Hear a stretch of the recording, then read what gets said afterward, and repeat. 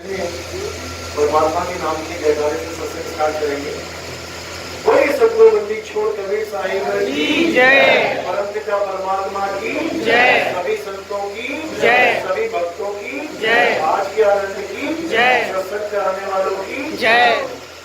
सकल अंश वंदनी साहेब साहेब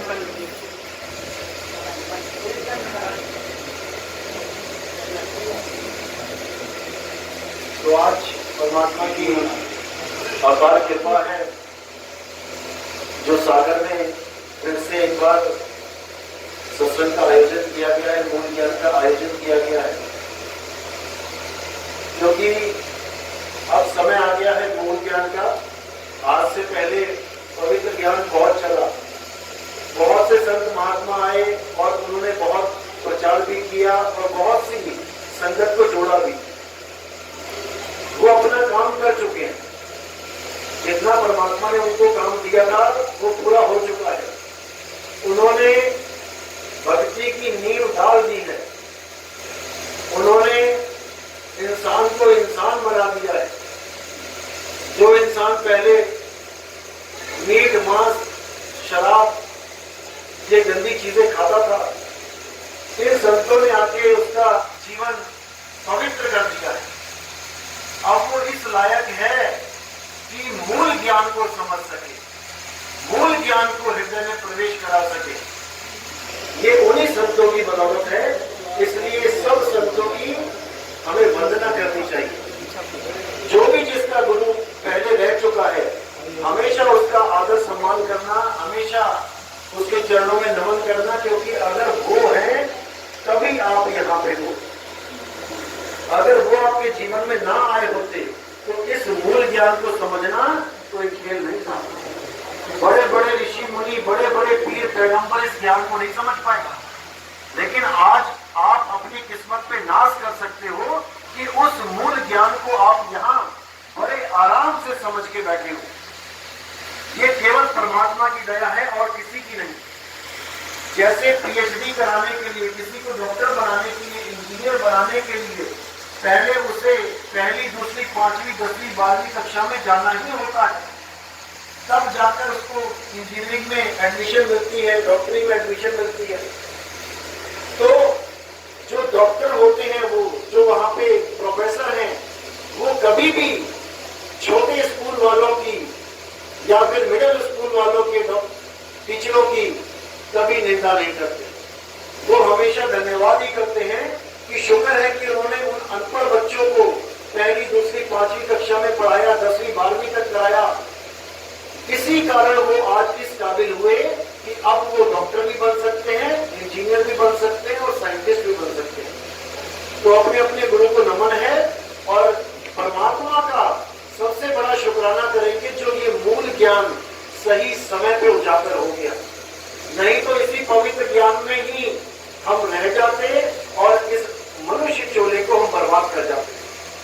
क्योंकि बर्तन जितना मर्जी साफ कर लो, मुद्दा केवल बर्तन साफ करना नहीं है।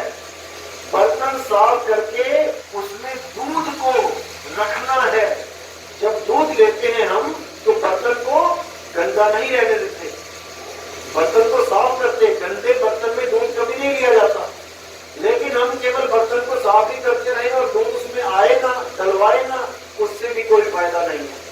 यानी पवित्र ज्ञान तो हमें चाहिए ही था। लेकिन अगर पवित्र ज्ञान को सारा समझने के बाद भी हम आगे मूल ज्ञान को नहीं समझ पाए तो पवित्र ज्ञान भी किसी काम का नहीं। इसलिए साहिब ने कहा, पवित्र ज्ञान तुम जग में भागो, मूल ज्ञान गुप्त कर राखो। मूल ज्ञान को बिल्कुल गुप्त रखना, पहले पवित्र ज्ञान का उजागर होने देना, गली गली में, शहर शहर में डंका बजने देना। किसका? संत मत का। चाहे कोई भी संत क्यों ना बैठा हो, वो पहले सब धर्मों से तोड़ के आपको एक से जोड़ेगा।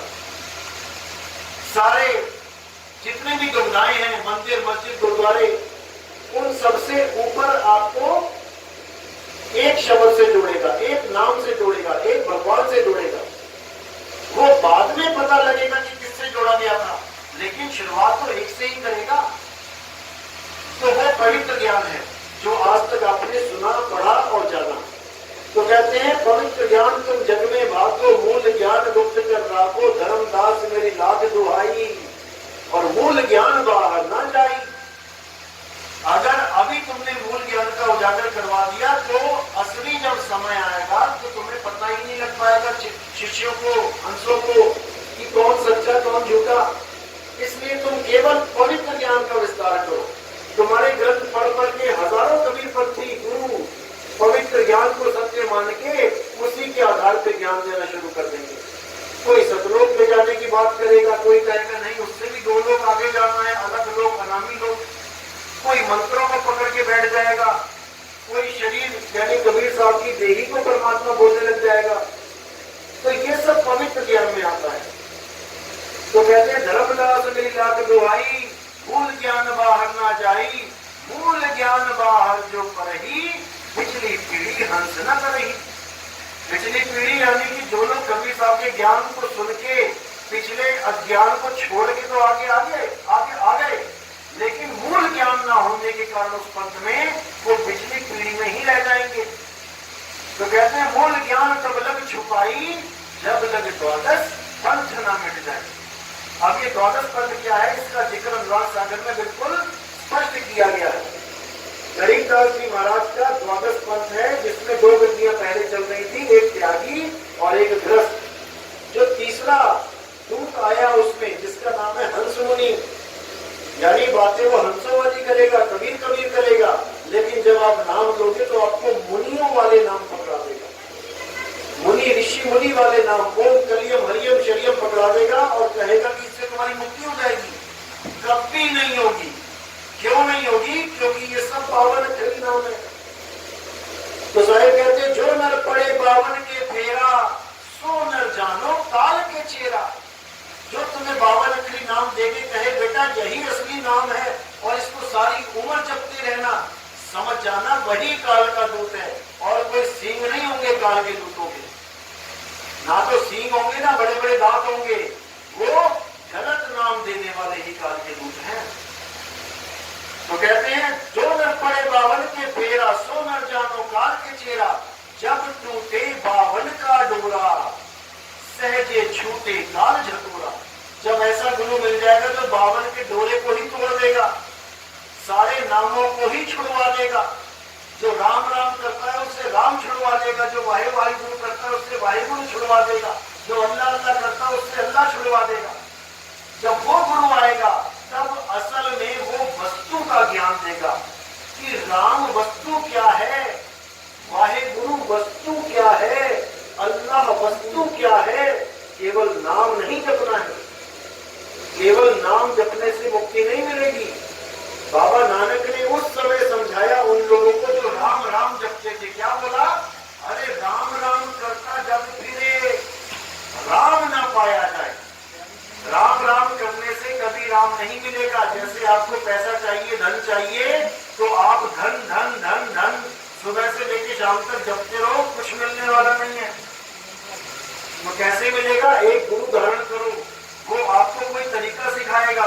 कोई मोटर मैकेनिक, कोई गुरु मोटर मारना सिखाएगा, कोई डॉक्टर गुरु डॉक्टरी सिखाएगा, कोई इंजीनियर गुरु इंजीनियरिंग सिखाएगा, कोई सुनार गुरु आपको गहने बनाना सिखाएगा। जब वो विधि आपको पता लग जाएगी तब आप पैसा कमाने लायक हो जाओगे, नहीं तो बैठ जाओ कहीं पे जपो पैसा पैसा पैसा।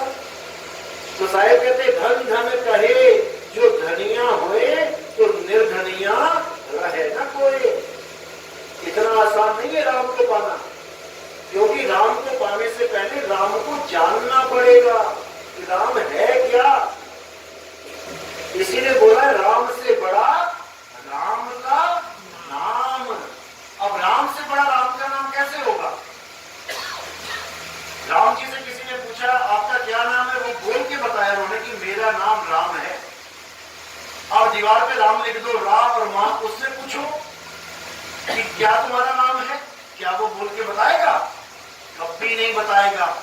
तो राम से बड़ा राम का नाम कैसे हो गया? अरे भाई ये वो राम का नाम नहीं है जो 52 अक्षरी लिखा जा रहा है।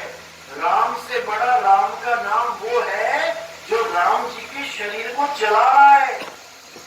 जिस शरीर को देख के हम सोच रहे हैं कि ये राम है, असल में वो राम जी के आत्मा के कपड़े हैं।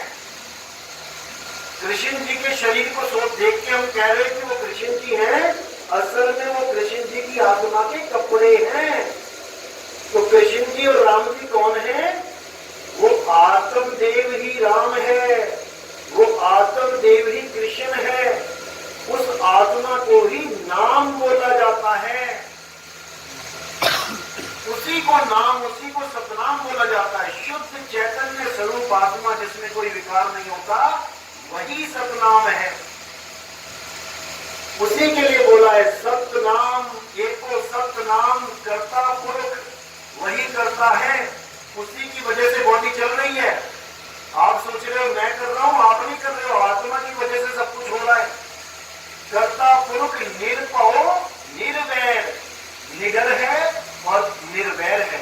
हे अर्जुन, आत्मा ना तो किसी को मारता है यानी निर्वैर है, ना ही किसी के द्वारा मारा जाता है यानी निर्भय भी है। सतनाम एको सतनाम कर्ता पुरुष निर्भय निर्वैर अकाल मूर्त। हे अर्जुन, आत्मा का किसी काल में ना तो जन्म होता है ना ही उसकी मृत्यु होती है, और वो अकाल है, वो काल से परे है, समय की सीमा से परे है। आत्मा अजन्मा है, अकाल मूर्त अजूनी, यानी वो इस जून में नहीं है। आत्मदेव शरीरों में नहीं रहता है। शरीरों में कौन रहता है? सुरत रहती है। अजूनी सैभंग, सैभंग यानी वो स्वयं से प्रकाशमान है, वो स्वयं से ही है, उसको किसी ने पैदा नहीं किया। अजूनी सैभंग गुरु प्रसाद, कैसे उसका बोध होता है? जब गुरु प्रसाद देता है। कौन सा प्रसाद? ये केले बर्फी, इससे नहीं होता।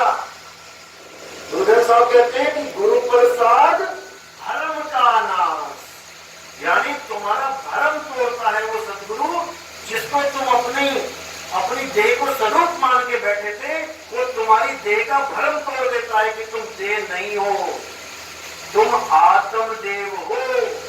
राम जी वो नहीं है जो धनुष बाण लेके खड़े हैं, वो राम जी की आत्मा के कपड़े हैं। असल में राम जी आत्मदेव हैं, कृष्ण जी आत्मदेव हैं, अजन्मे हैं। जो लोग कहते हैं कि कृष्ण जी बांसुरी वाले हैं, उनके लिए क्या बोला गया है गीता में कि हे अर्जुन, अज्ञानी जीव मेरे असली स्वरूप को नहीं जानता, वो मुझे मनुष्य करके ही जानता रहता है कि मैं भी एक मनुष्य की तरह दिखाई देता हूँ। अरे ये तो मेरे कपड़े हैं। हे अर्जुन, मैं और तुम, हम दोनों ही शरीर नहीं हैं, हम दोनों शरीर से अलग आत्मदेव हैं। और ये जितने राजा महाराजा इस युद्ध मैदान में खड़े हैं, ये भी शरीर नहीं है, क्योंकि ऐसा कोई समय नहीं था जब ये नहीं थे, और ऐसा कोई समय नहीं आएगा जब ये नहीं होंगे। हे अर्जुन, तुम चाह कर भी इनको नहीं मार सकते, तुम केवल इनके शरीरों का नाश कर सकते हो, जो तुम्हारे द्वारा ना किए जाने पर भी एक दिन स्वयं ही नाश हो जाएंगे। इसलिए धनुष बाण उठाओ और इन सबको संहार करो, क्योंकि ये धर्म युद्ध है। यहाँ पर जो हम करेंगे उससे धर्म की स्थापना होगी, उससे पापियों का नाश होगा, पाप का नाश होगा।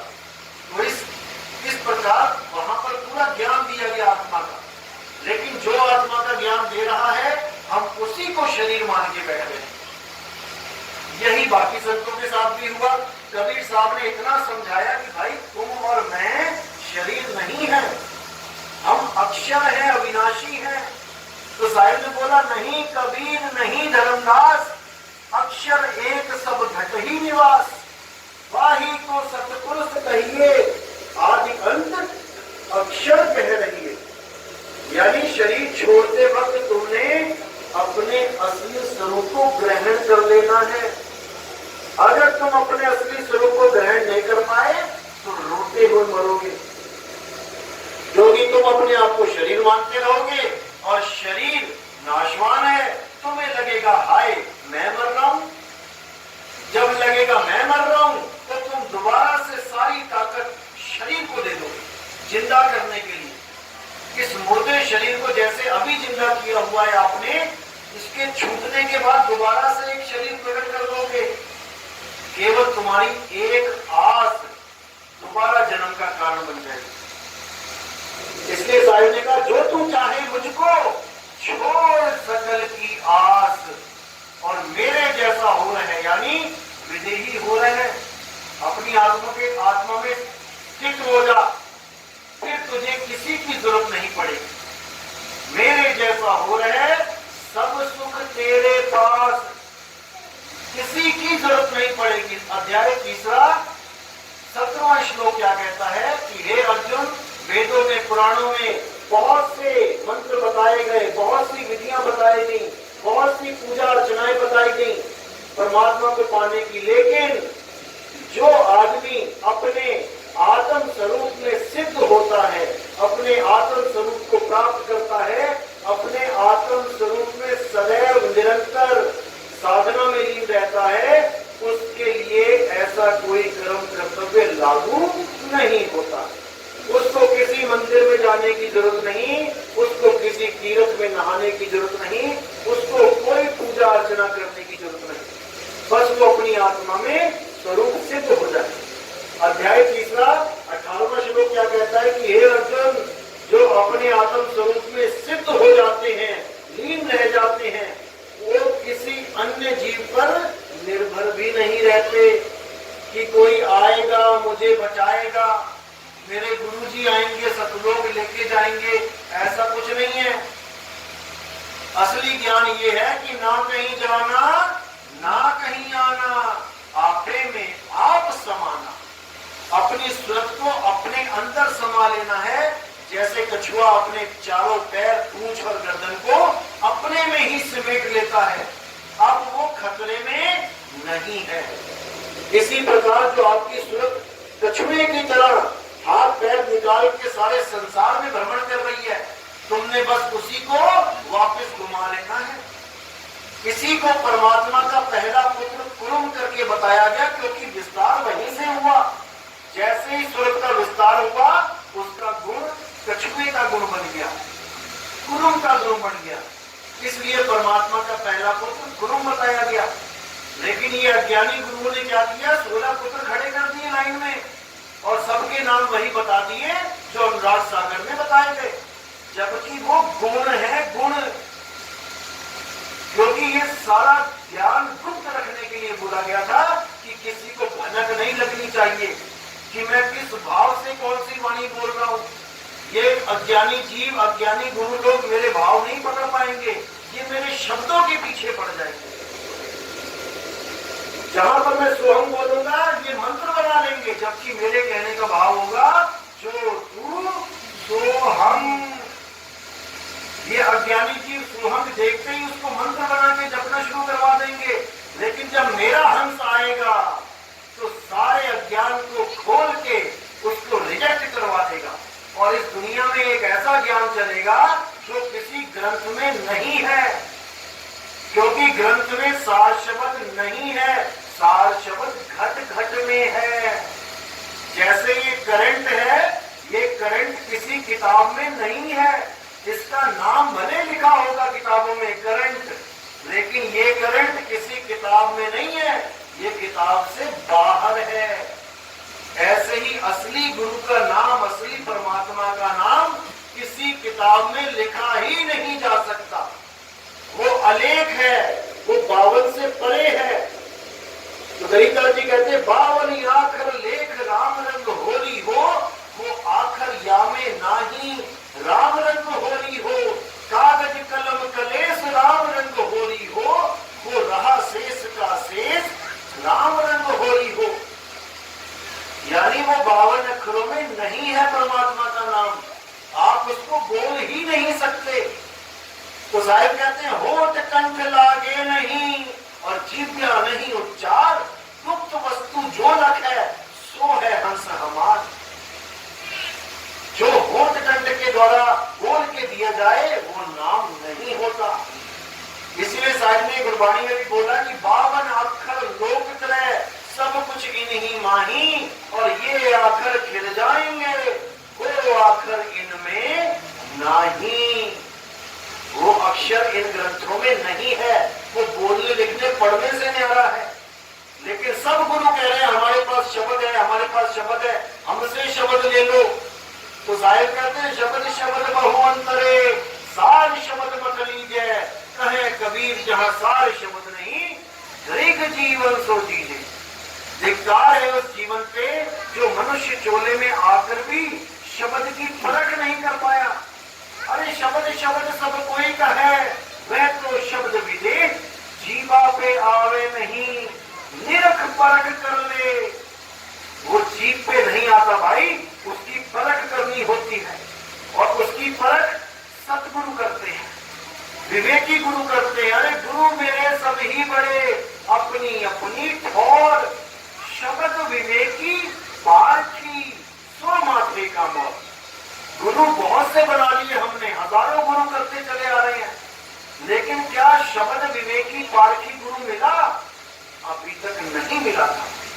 नहीं तो 52 अक्षर पहले ही छुड़वा दिए जाते।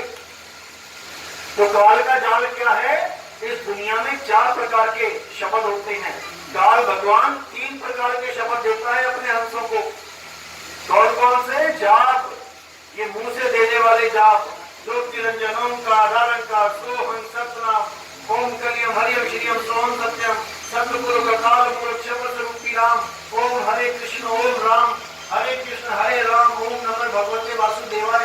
जितने भी ये नाम जपने वाले हैं, ये काल का पहला जाल है, इसको कहते हैं जाप शब्द। दूसरा शब्द क्या है? अजप्ता शब्द। उसमें ये मंत्र नहीं दिए जाते, उसमें श्वासों पे ध्यान लगवाया जाता है। श्वासों में एक मंत्र खुद चल रहा है, उसी को ये लोग महामंत्र कह देते हैं, अजप्पा कह देते हैं, जिसको जपा नहीं जा सकता। जैसे सांस अंदर जाती है तो एक शब्द आता है सो, सांस अंदर ली सो, और सांस छोड़ी हम, सो हम, सो हम, इसी को अजप्पा शब्द कहते हैं। ये काल का दूसरा जाल है। और तीसरा जाल क्या है? जाप और अजप्पा से अलग 5 तत्वों की 5 धुनें। जैसे ये पंखा आवाज कर रहा है, इसकी भी ये शब्द, ये भी शब्द है, ये भी एक आवाज है, लेकिन ये तत्वों की आवाज है।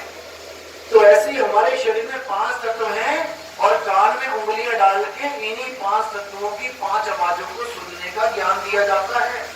ये काल का तीसरा जाल है। इन्हीं 3 जालों को तोड़ के हमने चौथे सार शब्द को पहचानना है। कौन कौन से शब्द हैं? जाप शब्द, अजपा शब्द, अनहद शब्द और सार शब्द। अब 3 को जब हम छोड़ देंगे तो क्या होगा? जाप मरे, अजपा मरे, अनहद भी मर जाए। इन तीनों शब्द में सुरत को नहीं लगाना है। अब कौन सा शब्द बचा? सुरत समाये शब्द में, यानी सार शब्द में। वाह को काल न खाए, उसको काल नहीं खाएगा जो सार शब्द में अपनी सूरत को लगा लेगा। तो कहते हैं पहुंचोगे वह देश जब तुम सार शब्द का सिमरण करते करते उस देश में पहुंचोगे। पहुंचोगे वह देश जब तुम शुद्ध रहे ना दे, 5 तत्व गुण 3 नहीं, ऐसा शब्द विदे। ये 5 तत्व 3 गुण ये सब बिसर जाओगे, भूल जाओगे कहां चला गया तुम्हारा शरीर, और तुम केवल और केवल सार शब्द में लीन रहोगे। उसके बाद वो अवस्था बनेगी कि ना कहीं जाना ना कहीं आना, आपे में आप समाना। बस यही मूल ज्ञान है, इसी मूल ज्ञान को समझना है। और ये बिल्कुल सही समय आ चुका है जब सारी दुनिया में ये मूल ज्ञान का डंका बजेगा, क्योंकि 10वीं 12वीं सब बच्चे कर चुके हैं। अब केवल एक कॉलेज खुलना बाकी है अपने शहर में। जितने भी विवेकी हंस होंगे उन सबका एडमिशन होगा, और पूरे संसार में एक झंडा होगा, एक नाम होगा और एक परमात्मा होगा। दूसरे की तो बात ही नहीं करेगा कोई, क्योंकि जब 52 अक्षर छोड़ दिए तो द्वैतवाद खत्म हो गया। कहो रे दो जगदीश कहां से आया और कहो कौन बार आया। ये कौन पागल है जो कह रहा है परमात्मा दो है। अगर परमात्मा दो नहीं है तो झगड़ा किस बात का है। झगड़ा केवल बावन अक्षर का है। आज इस पंच में मुसलमान तक नाम दीक्षा ले रहे, पढ़े लिखे मुसलमान जो फौजी हैं, डॉक्टर हैं, इंजीनियर हैं, वो भी आके नाम दीक्षा ले रहे, क्योंकि उनको भी पता लग चुका है कि हम केवल 52 अक्षर की वजह से झगड़े में हैं। नहीं तो कोई बोले राम नाम, कोई खुदाए, कोई सेवे गुसैया, कोई अलाए, एक ही बात है। ये गुरबाणी हम बोल देते हैं, लेकिन क्या कोई अपने मंदिर पे, अपने गुरुद्वारे पे, अपनी चर्च पे किसी और धर्म का नाम लिख सकता है? क्या हिंदू अपने मंदिर पे लिख सकते हैं अल्लाहू अकबर? क्या सिख अपने गुरुद्वारे पे लिख देंगे अल्लाहू अकबर? जबकि वाणी कह रही है कि अल्लाह वाहिगुरु परमात्मा एक है। इतना समझने के बाद भी क्या कोई अपने गुरुद्वारे पे लिख सकता है जय श्री राम? नहीं लिख सकते। क्यों? केवल 52 अक्षर का खेल है।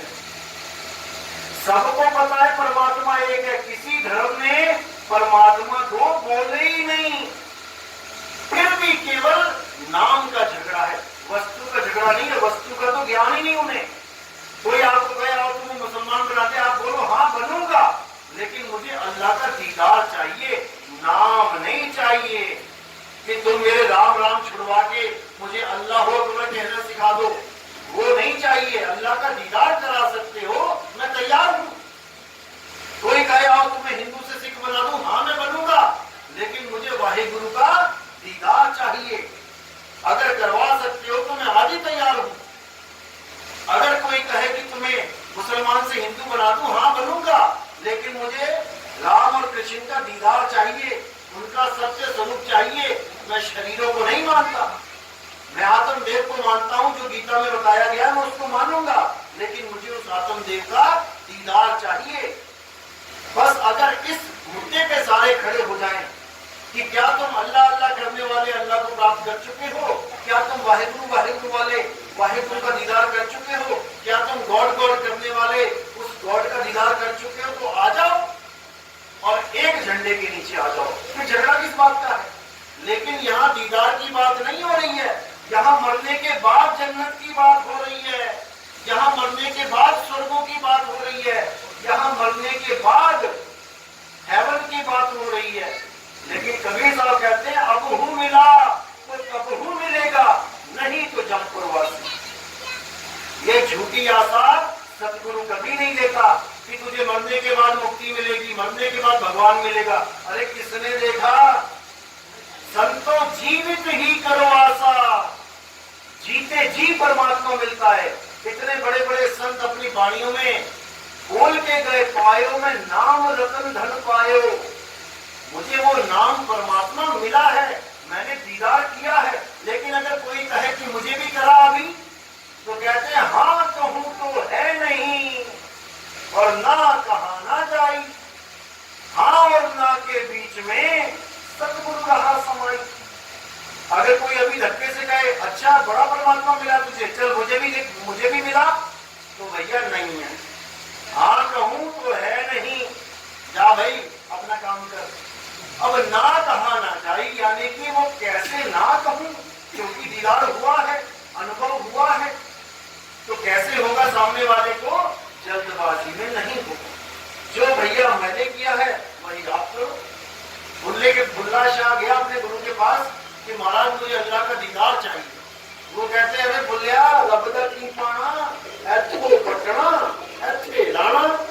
वो चावल धान लगा रहे थे, तो धान लगाते यहाँ से उखाड़ के यहाँ लगा रहे थे, तो कहते हैं अल्लाह का क्या पाना, यहाँ से उठाना यहाँ लगाना, मिल गया अल्लाह। मतलब यहाँ से ध्यान उठाना और यहाँ पे ध्यान लगाना, यानी सारी दुनिया से ध्यान हटाना और शब्द गुरु में ध्यान लगाना। बस इतना सा काम है। सूरत बसी संसार में आसे पड़ गई दूर, सूरत बांध स्थिर करो आठों पहर हुजूर। तुम्हें परमात्मा मिलेगा, लेकिन तुम करो तो सही।